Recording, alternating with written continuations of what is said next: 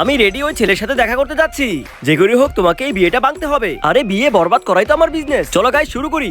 Hello baby, আমাকে বিয়ে করতে চাও? তাহলে প্রথমে একটি ল্যাম্বরগিনি কিনে দিতে হবে। কি বলছো? একটি ল্যাম্বরগিনি আর একটি 1 BHK ফ্ল্যাটও লাগবে? আরে ঘটকের বাচ্চা কোথায় আছিস? আমি এখনই আসছি। আমি তো বুড়ি হয়ে গিয়েছি, বাড়ির যত কাজ আছে সবকিছু তোমাকেই করতে হবে। কিন্তু দেখে তো তোমাকে বুড়ি মনে হচ্ছে না। হ্যাঁ বেবি, কারণ আমার স্কিন কেয়ার উপরে লাখ লাখ টাকা খরচ করি আমি। এই তো গতকালকে দুবাই থেকে স্পেশাল স্কিন কেয়ার করে আসলাম। বিয়ের পর তো এটারও দায়িত্ব তোমাকেই নিতে হবে। হ্যালো, শুনতে পাচ্ছি না। হ্যাঁ সরি। হ্যাঁ আচ্ছা ঠিক আছে, আমাকে যেতে হবে, আমার একটা আর্জেন্ট মিটিং আছে, আমি যাই। তুই তো দিনে দিনে স্মার্ট হচ্ছিস। হ্যালো, আমি হচ্ছে আরব। এখন আরো একজনকে ভাগাতে হবে।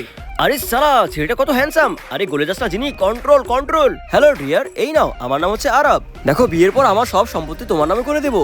শোনো, গত মাসে আমি কোরিয়াতে গিয়েছিলাম। আমি লাখ লাখ টাকার মেকআপ করি। কোনো সমস্যা নেই, তোমার সৌন্দর্য বাড়ানোর জন্য তো এতটুকু করতেই হবে। শোনো মিস্টার, আমি কিন্তু সব কাজ চাকর বাকরকে দিয়েই করাই। আমার কাজও সব চাকর বাকররাই করে। আরে সালা, এখন কি বলবো? ডার্লিং, আমি তোমাকে পছন্দ করে ফেলেছি। যিনি এই হোটেলটা আমার নিজেরই, এখনই আমাদের জন্য রুম বুকিং করছি। আরে ও তো শুধু রোমান্টিক হতেই চলেছে। আরে যিনি, জলদি করে এখান থেকে পালা। বন্ধুরা, নেক্সট পার্ট দেখার জন্য কমেন্ট করো।